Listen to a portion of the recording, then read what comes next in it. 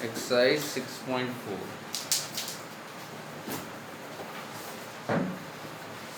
तो इससे पहले का आपकी थ्योरम है, और वो थ्योरम क्या कहती है कि अगर दो ट्राइंगल ए बी सी और triangle P Q are,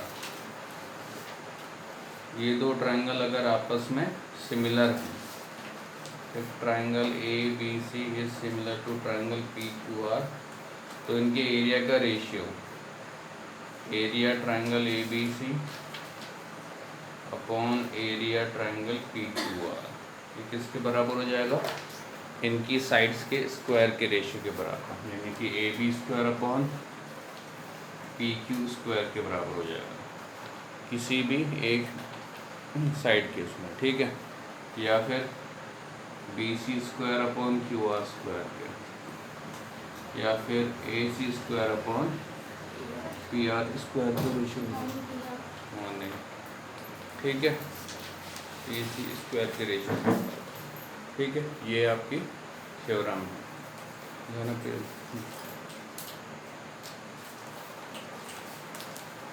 NCERT में पेज नंबर 141 में है ये theorem 6.6। The ratio of the areas of two similar triangle is equal to the square of their corresponding side, ठीक है। ये इसको लिख लेंगे सब। मैं एक्सरसाइज में आऊँ, एक्सरसाइज 6.4, इसका फर्स्ट जो क्वेश्चन है उस पर आता हूँ। फर्स्ट क्वेश्चन में आपको ये दिया है कि दो ट्राइंगल हैं ए बी सी और डी ई एफ, ये आपस में आपको सिमिलर आपको दिए हुए हैं, है ना। और एक का एरिया दिया हुआ है, area triangle A B C दिया हुआ है 64 सेंटीमीटर स्क्वायर, और दूसरे का एरिया दिया हुआ है 121 centimetre square. A B C का एरिया 64 और इसका 121 centimetre square. If E F equal 15.4 centimetre, find B C, है ना। तो यहाँ पर आप इसको एक ट्रायंगल ए बी सी ले लीजिए और एक ट्रायंगल डी ई एफ ले लीजिए। अब ऑलरेडी ये क्वेश्चन में आपको सिमिलर दिया हुआ है, triangle A B C is similar to triangle D E F, और इसका एरिया दिया है, तो हमें इसकी एक साइड निकालनी है बी सी, ठीक है। तो हम इसमें ये वाला फॉर्मूला लगा देंगे, या फिर ये वाली थ्योरम कि अगर दो ट्रायंगल आपके सिमिलर होते हैं तो उनकी एरिया का ratio, area triangle A B C upon area triangle D E F. हाँ लास्ट। अब देखो हम इसमें अब इसकी तीन साइड है ना, हमें कोई एक साइड लेनी है। अब मुझे इसमें साफ दिखाई दे रहा है कि बी सी की निकालनी वैल्यू, तो इसकी ले लेंगे साइड बी सी, और इसमें ई एफ की वैल्यू दे दी है तो इसमें ले लेंगे ई एफ, ठीक है।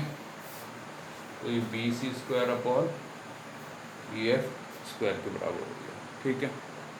ए बी सी की वैल्यू 64, इसकी वैल्यू 121, दोनों में स्क्वायर है तो एक ही ब्रैकेट में लिख सकते हैं, ठीक है। अब यहाँ से स्क्वायर हटाएंगे तो यहाँ पर क्या आ जाएगा? अंडर रूट आ जाएगा ना, आपको पता है। यहाँ से स्क्वायर हटाएंगे तो ये अंडर रूट में आ जाएगा, तो ये B C upon E F. 64 का अंडर रूट 8 होता है, 121 का अंडर रूट 11 होता है। बी सी की वैल्यू नहीं पता है, ई एफ की वैल्यू 15.4 है। 15.4 यहाँ आपका डिवाइड में, तो उसको यहाँ मल्टीप्लाई में ले आएंगे। 8 अपॉन 11 मल्टीप्लाई 15.4 इक्वल में बी सी।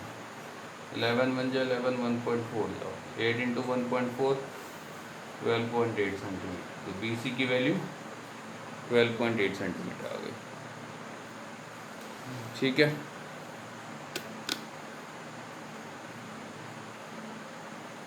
BC के लिए आपके पास 12.8 है। नेक्स्ट क्वेश्चन है हमारे पास, डायगोनल्स ऑफ ट्रेपेजियम ABCD। एक आपके पास ट्रेपेजियम है ABCD with AB parallel CD। AB और जो CD आपको क्या दिए हुए हैं, पैरेलल दिए हुए हैं, intersect each other at O। इसके जो डायगोनल्स हैं AC और BD दोनों O पे इंटरसेक्ट करते हैं, ठीक है। और आपको ये भी दिया हुआ है कि AB इक्वल्स टू आपको ट्वाइस ऑफ CD दिया हुआ है, ठीक है। आपको क्या निकालना है, area triangle AOB upon area triangle COD का रेशियो निकालना है, ठीक है। आपने दोनों ट्रायंगल का रेशियो निकालना है, दोनों ट्रायंगल का रेशियो निकाल सकते हैं वो पिछली वाली थ्योरम से, लेकिन उसकी एक बहुत ही शर्त थी कि ये दोनों ट्रायंगल आपके होने चाहिए, सिमिलर होने चाहिए। वैसा तो दिया नहीं है क्वेश्चन में कि ये सिमिलर है ना, तो आपको इन दो ट्रायंगल को सिमिलर प्रूफ करना पड़ेगा, ठीक है। दो ट्रायंगल को सिमिलर प्रूफ करने के लिए या तो हम उनके दो एंगल्स को इक्वल दिखा सकते हैं, या फिर तीनों साइड्स के रेशियो के इक्वल दिखा सकते हैं, या फिर दो साइड्स के रेशियो इक्वल और एक उसके साथ एक एंगल भी दिखाना पड़ता है। अब आपको पता है कि ये दो लाइंस AB और जो CD ये दोनों आपस में क्या है, पैरेलल हैं। पैरेलल होने की वजह से इनके alternate angles, angle 1 equals to angle 2। ये देखो ये बन रहा है ना Z जैसा, ये दोनों इक्वल हो जाएंगे। उसी तरह एक ऑल्टरनेट एंगल आपका यहाँ पर बन रहा है Z जैसा, ठीक है। बस ये दो एंगल इक्वल हो गए, तो ये दोनों ट्रायंगल सिमिलर। जिन ट्रायंगल्स का एरिया निकालना है उन ट्रायंगल को सिमिलर भी दिखाना पड़ेगा, या तो आपको ऑलरेडी क्वेश्चन में दिया हो, इसमें तो नहीं दिया था। तो इसमें triangle in triangle AOB and triangle COD,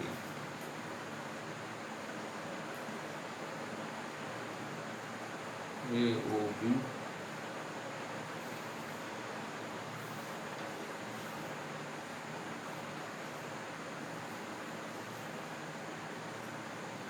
triangle COD। एक है हमारे पास एंगल 1 इक्वल्स टू एंगल 2, इस ट्रायंगल का एंगल 1 और इस ट्रायंगल का एंगल 2 ये आपस में इक्वल है, और इस ट्रायंगल का एंगल 3 और इस ट्रायंगल का एंगल 4 ये आपस में इक्वल है। क्यों इक्वल है, ऑल्टरनेट एंगल्स। अगर दो लाइंस क्या होती हैं, पैरेलल होती हैं, तो उनके बीच के ऑल्टरनेट एंगल्स इक्वल होते हैं, ठीक है। तो दो एंगल्स इक्वल दिखा दिए, तो ये दो ट्रायंगल आपके सिमिलर हो गए।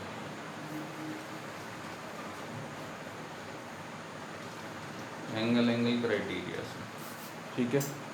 अब हम यहाँ पर वो थ्योरम लगा सकते हैं, ठीक है। वैसे हमें यहाँ पे थ्योरम का वो भी लिखना पड़ेगा, स्टेटमेंट, ठीक है। तो आप लोग उससे लिख लेना, मैं सीधे बाय वो लिख रहा हूँ थ्योरम। कौन सी थ्योरम थी वो, 6 वो थी ना 6, देखो। तो उसमें क्या था, अगर दो ट्रायंगल सिमिलर है तो उनके एरिया का ratio AOB upon area triangle COD उनके साइड्स के स्क्वायर के रेशियो के बराबर आता है। अब हम यहाँ पर वो कौन सी ले, साइड, इसमें तो साइड AB भी आ रही है, OB भी आ रही है, OA भी आ रही है, इसमें OD आ रही है, OC आ रही है, CD भी आ रही है, ठीक है। हम इसके हिसाब से देखेंगे जो हमको ये बने AB और या AB और CD के बीच में रिलेशन दिया है ना, तो इसकी साइड ले लेंगे AB, इसकी साइड ले लेंगे CD। AB upon CD square, दोनों में स्क्वायर है तो इनको एक ही ब्रैकेट में लिख सकते हैं, AB अपॉन CD का स्क्वायर, क्योंकि दोनों की जो पावर है वो सेम है। तो area triangle AOB upon area triangle COD, तो AB को हम क्या लिख सकते हैं, लिख सकते हैं ट्वाइस ऑफ CD, क्योंकि गिवन था। CD तो ऐसे रहेगा, ब्रैकेट में लिखना since AB equal twice of CD, तो CD से CD कैंसिल आउट, ठीक है। यहाँ बच गया सिर्फ 2,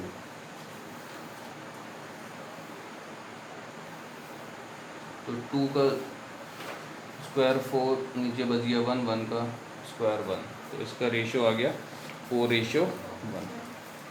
ठीक है।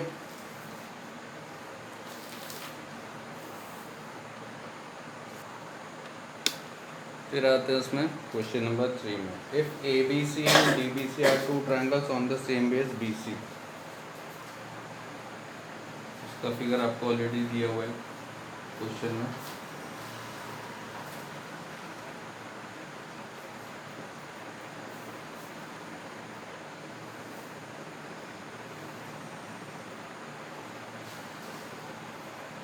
आप देख सकते हैं ट्रायंगल ए बी सी और ट्रायंगल डी बी सी, इनमें सेम बेस आ रहा है ना बी सी, तो ए बी सी में बी सी आ रहा है, डी बी सी में भी बी सी आ रहा है। ठीक है, गिवन में लिख देंगे triangle A B C and triangle D B C are on same base B C. तो प्रूफ क्या करना है इसमें, एरिया ट्रायंगल ए बी सी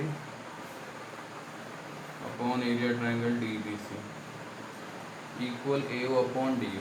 ठीक है, देखो इसमें भी आपको क्या निकालना है, ट्रायंगल के एरिया का रेशियो निकालना है, A B C upon D B C उसको प्रूफ करना है, A O upon D U, इसमें स्क्वायर नहीं है ना, तो इसमें हम क्या करेंगे, पिछली वाली थ्योरम का यूज़ नहीं करेंगे क्योंकि इसमें तो स्क्वायर आ रहा था। इसमें हम क्या करेंगे, सीधे सीधे आपका ट्रायंगल का एरिया निकालेंगे। ट्रायंगल का एरिया क्या होता है वैसे,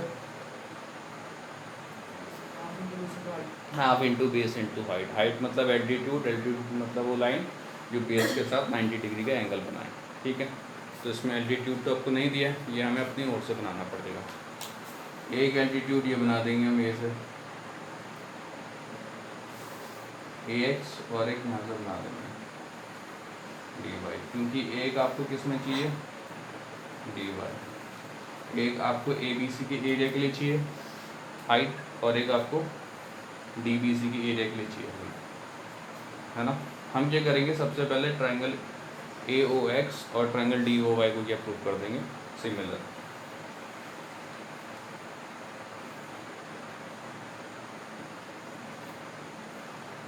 इन triangle A O X and triangle D O Y,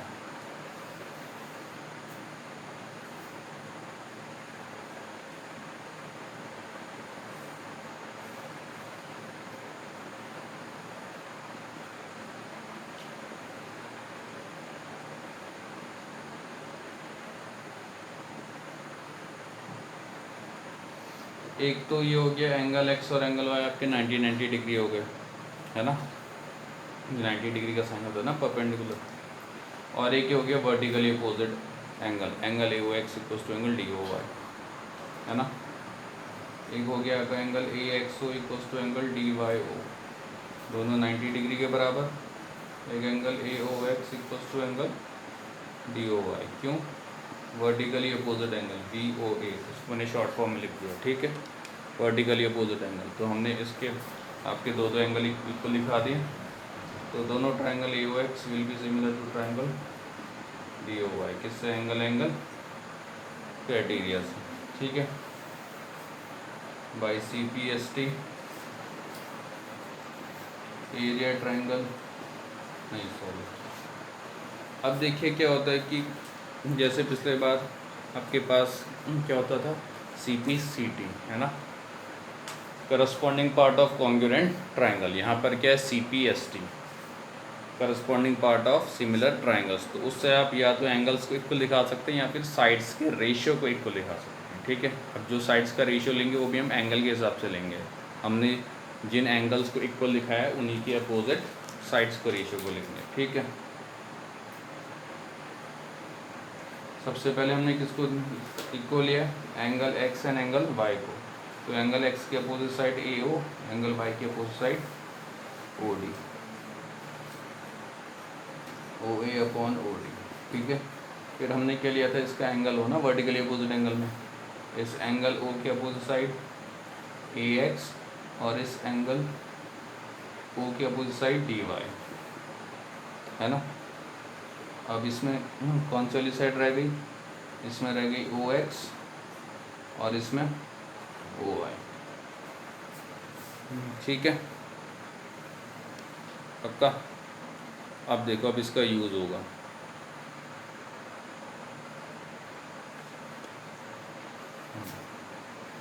अब हम एक बार के निकालेंगे एरिया ट्रायंगल ABC और एक बार के निकालेंगे triangle DBC। Area triangle ABC, तो किसी भी ट्रायंगल के area half base into height. Half height लिखते हाइट आपकी कितनी है, ये देखिए ABC में हाइट AX है ना। बेस उसको लेंगे जिस पे हाइट ड्रॉ हो रही है। ये हाइट आपकी AX हाइट आपकी BC के ऊपर ड्रॉ हो रही है ना, तो उसका बेस BC हो जाएगा, इक्वेशन 1। फिर ऐसे हम निकालेंगे एरिया ट्रायंगल DBC। इसका एरिया भी half base multiply height. Half सही है, इसकी हाइट लेंगे पहले हाइट DY। बेस उसको लेंगे जिसके ऊपर ये हाइट आपकी ड्रॉ हो रही है। ये आपकी BC लाइन के ऊपर ड्रॉ हो रही है ना, तो इसका भी बेस BC। अब कुछ नहीं करना है। अब आपने इन दो इक्वेशन 1 और इक्वेशन 2 को आपस में ये कर देना है, डिवाइड कर देना है। Equation 1 divided by equation 2, area triangle ABC कौन एरिया ट्रायंगल DBC, कितना हो जाएगा, हाफ BC इंटू AX और ये half BC multiply DY। BC से BC कट, हाफ से हाफ कट, कितना आ गया है AX upon DY। Area triangle ABC upon area triangle DBC equal AX upon DY। लेकिन आपको तो ये प्रूफ करना है ना, area triangle ABC upon area triangle DBC equals to AO upon DO। तो आपका लेफ्ट हैंड साइड वाला तो आ जा रहा है, राइट हैंड साइड वाला नहीं आ रहा है। आपको AX अपॉन DX की जगह आपने कितना लेके आना है, AO अपॉन DO ना। तो अगर ध्यान से देखिए यहाँ पर बाय CPST में, तो AX अपॉन जो DY है वो किसके इक्वल है, OA अपॉन OD। ठीक है, तो यहाँ पर जो AX अपॉन आपका DY है उसकी जगह हम क्या लिख सकते हैं, OA अपॉन OD, क्योंकि ये दोनों इक्वल हैं।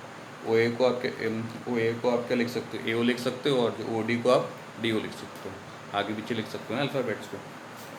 ठीक है, तो कहाँ लिखूँ उसको मैं, तो यहाँ पर लिख लेता हूँ, since area triangle ABC upon area triangle DBC, AX upon DY की जगह AO अपॉन DO। यहाँ पर लिख देना since OA upon OD equals to AX upon DY। ये हमने वहाँ प्रूव किया था ना CPST में, तो ये प्रूव हो गया। ठीक है, जरा देख question number 4, if the areas of two similar triangle are equal prove that they are congruent. अगर दो सिमिलर ट्राइंगल के एरियाज आपको इक्वल दिए हैं, एक ट्राइंगल हम ले लेते हैं ABC और एक ले लेते हैं DEF। आपको ये दोनों ट्राइंगल्स आपको क्या दिए हुए हैं, सिमिलर दिए हुए हैं। Given triangle ABC similar triangle DEF, ये दोनों ट्राइंगल सिमिलर दिए हैं और इनके एरिया भी इक्वल दिए हैं। Area triangle ABC equal area triangle DEF। आपने क्या प्रूफ करना है कि triangle ABC is congruent to triangle DEF। जैसे सिमिलर दिखाने के लिए आपको दो चीज़ें इक्वल दिखानी पड़ती हैं, तो इसके लिए कितनी चीज़ें दिखानी पड़ेंगी, कॉन्ग्रुएंट के लिए 3 चीज़ें इक्वल। ये आपका किसकी क्लास में था ना, 9th क्लास में।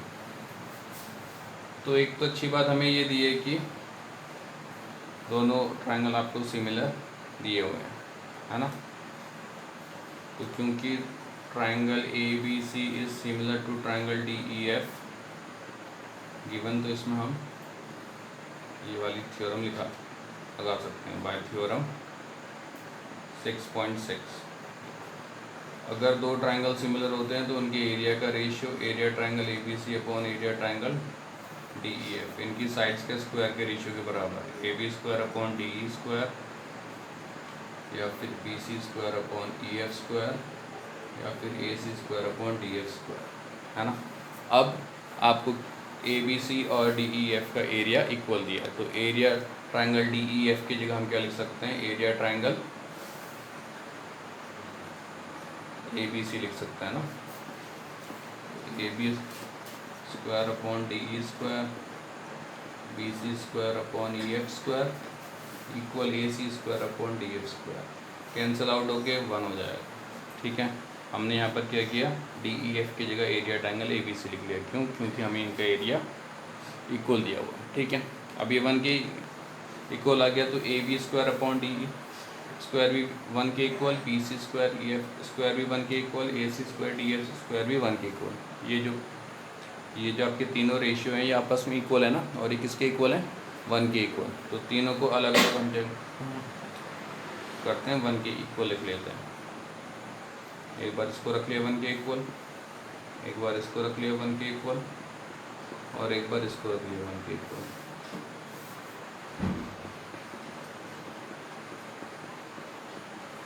ठीक है,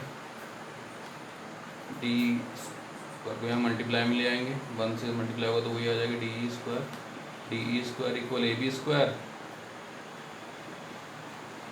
E F square equal B C square, D F square equal A C square.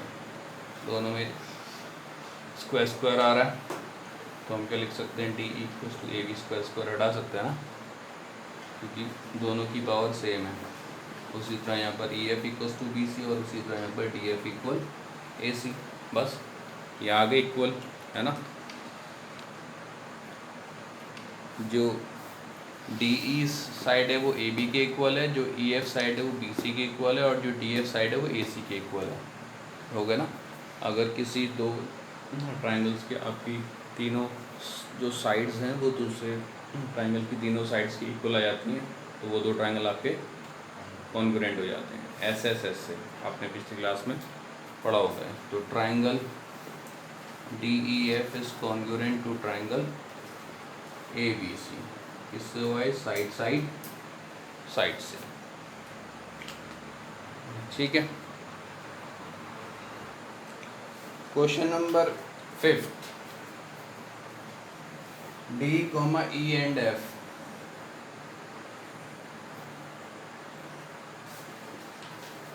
D, E and F are the midpoints of side AB, BC and C of triangle ABC। तो D किसका midpoint है, AB का, E किसका midpoint है, BC का, और F CA का। ठीक है, तो हमें क्या निकालना है, ट्राइंगल ABC और ट्राइंगल DEF का क्या निकालना है, रेशियो निकालना है। ठीक है, whole triangle A B C और whole triangle D E F का रेशियो निकालना है। तो गिवन में आपको क्या दिया हुआ है कि D comma E and F are the mid points of A B, B C and E F respectively.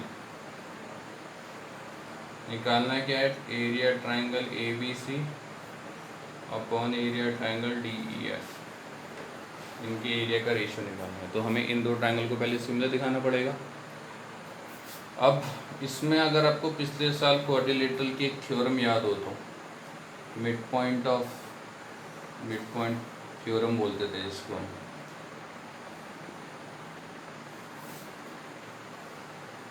ठीक है। अगर ये दो पॉइंट डी और एफ, ए बी और ई सी के मिड पॉइंट होते थे, तो इन दोनों पॉइंट्स को जोड़ने वाली लाइन डी एफ क्या हो जाती थी, बी सी के क्या हो जाती थी, पैरेलल और हाफ हो जाती थी। ठीक है, अब क्या लिख सकते हैं, D and F are the mid points of A B and A C respectively therefore by midpoint theorem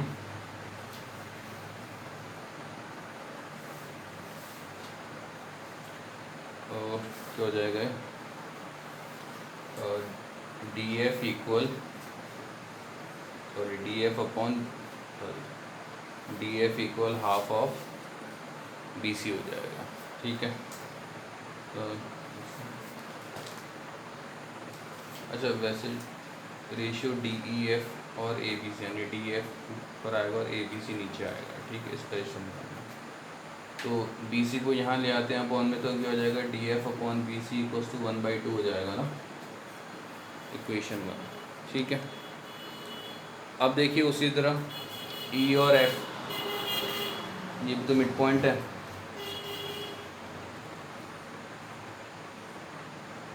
ये आपका ए बी सी और ई और एफ, ई और एफ आपको मिड पॉइंट दिए हुए हैं। तो क्या हो जाएगा ई और एफ को जोड़ने वाली लाइन ई एफ क्या हो जाएगी ए बी के हाफ के equal. E and F are the mid points of B C and E F respectively. तो क्या हो जाएगा E F equal half of A B. तो यहाँ बस को ले आए तो E F upon A B क्या आ गया, ये भी 1/2 के इक्वल आ गया ना। ठीक है, अब आपको एक और दिया है ई और डी। ई और डी भी तो मिड पॉइंट्स हैं, तो इसमें भी लगा देंगे हम।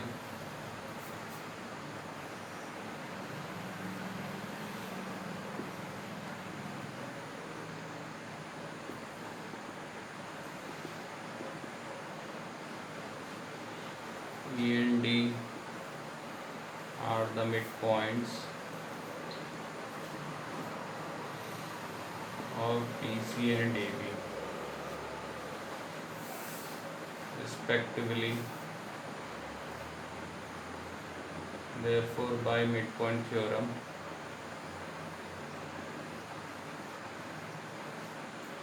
इन दो मिड पॉइंट्स को जोड़ने वाली लाइन डी ई क्या हो जाएगी, इसके अपोजिट साइड ए सी के हाफ हो जाएगी, या फिर D E upon A C equals to 1/2 equation 3। अब ध्यान से इक्वेशन 1, इक्वेशन 2 और इक्वेशन 3 को देखिए। इक्वेशन 1 में है D F upon B C equals to 1/2, equation 2 में है E F upon A B equals to 1/2, और जो इक्वेशन 3 है डी ई अपॉन ए सी, ये भी 1/2। तीनों के रेशियो 1/2 के इक्वल आ रहे हैं, यानी तीनों के रेशियो सेम है, तो ये तीनों के तीनों आपस में क्या हो जाएंगे, इक्वल हो जाएंगे।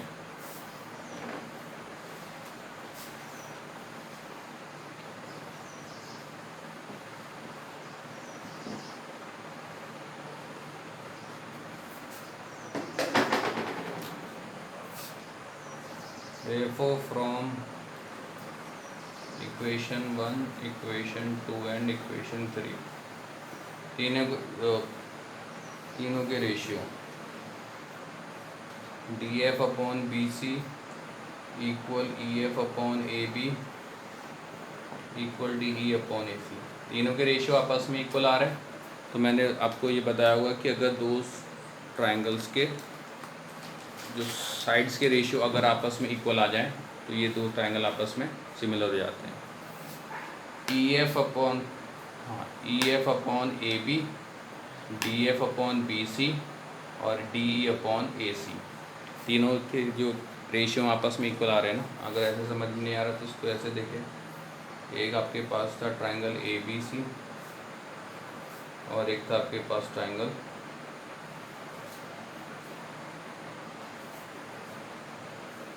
D E F.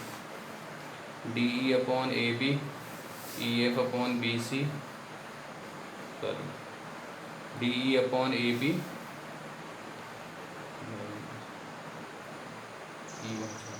ये गलत बोल दिया मैंने। हाँ, D F upon B C, D F upon B C का ratio, E F upon A B का रेशियो और E D E upon A सी का रेशियो, तीनों साइड्स का जो रेशियो आपस में इक्वल आ रहा है ना, तो ये क्या हो जाएंगे triangle triangle D F E, triangle D F E will be similar to triangle. अब देखिए ये जो हम वो लिखेंगे ट्राइंगल के वो जो नाम लिखेंगे वो इनके साइड्स के जो रेशियो के हिसाब से लिखेंगे, ठीक है। आगे कौन सी साइड है, डी एफ, इसका रेशियो किसके साथ था, बी सी के साथ, तो इसका जो नाम है वो भी आपका बी सी से शुरू होगा, बी सी। डी एफ का रेशियो बी सी के साथ, एफ ई का रेशियो, थोड़ा वो आ जा रहा है, इसको एफ डी ई लिख लेते हैं, एफ डी का रेशियो इसके साथ, बी सी के साथ, एफ डी लिखे यार, डी एफ लिखे, एक ही बात है। एफ डी का रेशियो बी सी के साथ, डी ई का रेशियो ए सी ए के साथ, डी ई का रेशियो ए सी लिखो यार, सी लिखो, एक ही बात है। और एफ ई का यानी ई एफ का रेशियो ए बी के साथ या फिर बी, एक ही बात है ना, ए बी लिखो बी ए लिखो। तो ये तीनों ट्रायंगल आपस में क्या हो जाएंगे, सॉरी ये दोनों ट्रायंगल आपस में क्या हो जाएंगे, सिमिलर, एस एस आपके क्राइटेरिया से। अब हम इसमें क्या लगा सकते हैं, थ्योरम लगा सकते हैं, ठीक है। हमारे पास क्या होती है थ्योरम, अगर दो ट्रायंगल सिमिलर है तो उनके एरिया के रेशियो, तो एरिया में तो आप इसका जो नेम है डी ई एफ लिख सकते हैं, area triangle D E F upon area triangle A B C. अगर दो ट्रायंगल आपके सिमिलर होते हैं तो इनके एरिया के रेशियो इनकी साइड्स के स्क्वायर के रेशियो के बराबर हो जाता है। तो हम यहाँ पर ले लेते हैं D F square upon B C square, एक साइड को ले लेते हैं कोई, ठीक है, इसकी साइड ले लेते हैं डी एफ और इसकी साइड ले लेते हैं बी सी को, ठीक है, D F square upon B C square. अब अगर याद हो तो अगर डी एफ अपॉन जो बी सी की वैल्यू कितनी आई थी, D F upon B C की वैल्यू कितनी आई थी आपके पास, 1/2 आई थी। डी एफ अपॉन जो बी सी था 1/2 के इक्वल था, तो यहाँ 1/2 का स्क्वायर, तो ये कितना आ जाएगा 1/4। तो इनके एरिया का रेशियो कितना आ जाएगा 1/4 आ जाएगा, ठीक है। क्वेश्चन नंबर 6 है अगला क्वेश्चन, इसमें बोला prove that the ratio of areas of two similar triangle. आपको इसमें भी दो सिमिलर ट्राइंगल दिए हैं, ए बी सी, और एक है सिमिलर ट्राइंगल और दूसरा ट्राइंगल है आपको हम ले लेते हैं डी ई एफ। तो इनके एरिया का रेशियो आपने किसके बराबर दिखाना है, is equal to the square of the ratio of their corresponding medians. इस मीडियन को मान लेते हैं ए एम और इसको क्या मान लेते हैं, तो इसको पूरा कैसे मान लेते हैं डी एन। इसमें ए एम और जो डी एन क्या है, मीडियन। मीडियन आपका क्या करता है, एक तो वो जिस लाइन पे ड्रॉ होता है उसको दो इक्वल पार्ट में डिवाइड कर देता है। ए एम जो आपका किसके ऊपर ड्रॉ हो रहा है,